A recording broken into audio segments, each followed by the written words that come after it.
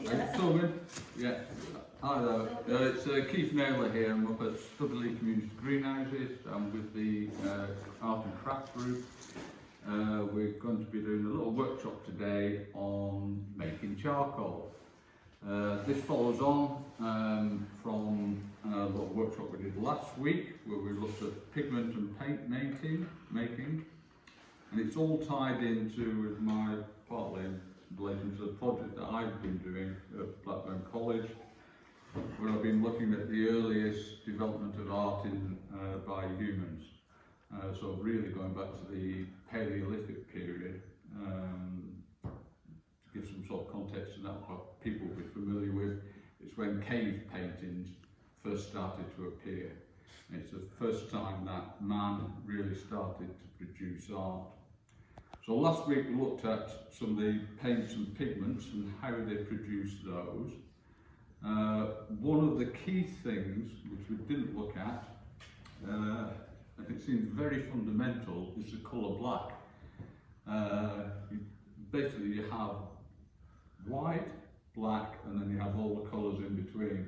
So we looked at producing some white paint last week using chalk as the main ingredient. And we also started looking at trying to produce some from ground up terracotta, which is effectively from ochre and iron oxide, and that's part of the palette. So, but one of the key things, if you're going to do any sort of art, you've got to be able to produce black. It's fairly essential in right the way through all aspects of art. So one of the early things, and it's quite almost obvious, but how they produce that is actually through charcoal sticks. And you can imagine that they're having a fire, campfire, which they would use for the cooking and keeping warm, etc. They would find twigs from that which have been charred, and from that they basically can then actually draw on. And it seems so fundamental that you almost don't look at it. I mean, it's one of the things that when we were children, one of the first things we do is getting a stick of something, be it a crayon, a chalk, or a pencil, not necessarily charcoal, but the equivalent of, and drawing lines, and then going on to create outlines of things, and developing from there. So today I want to look at how you actually produce a usable charcoal stick that can be used in art. And it is used right up to the present day. If you go to any fine art school or the ateliers, they actually study using almost entirely for their drawings charcoal. They do use chalk and some other things as well, but they use charcoal sticks. So the principle on this is fairly straightforward. You need a stick, and the best ones, because obviously that's a rare that are, you could choose from different trees and bushes. But the two that are most commonly used nowadays is willow, which is incredibly, abundant. You can find it anywhere across one side, which we will be using. And the other is vine.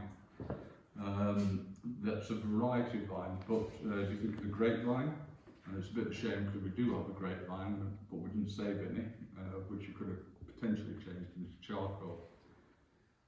The process is relatively simple. It's from my research, it's the best charcoal to be made is actually from freshly cut, which surprised me. I thought it would be easier if it was all dried out. But it's from freshly cut willow. You then basically remove the bark, and when it's actually fresh, it does, and I can peel that off with my fingers. I've got fairly decent nails, but you can use a knife and just strip that back of the bark. And then the next stage is obviously producing that, changing that into charcoal. Now, if you were to just put it on the fire, an open fire, it would eventually burn, but there's a good potential that if it was a heated fire, very strong, it would entirely burn off. You think of a bonfire, it all burns down, there's potentially nothing left. So you want to preserve that structure, and the main element is to reduce the amount of oxygen that gets to it because for fire you require oxygen and air. You know, you can put out a candle by, you know, knocking out the amount of air that gets to it.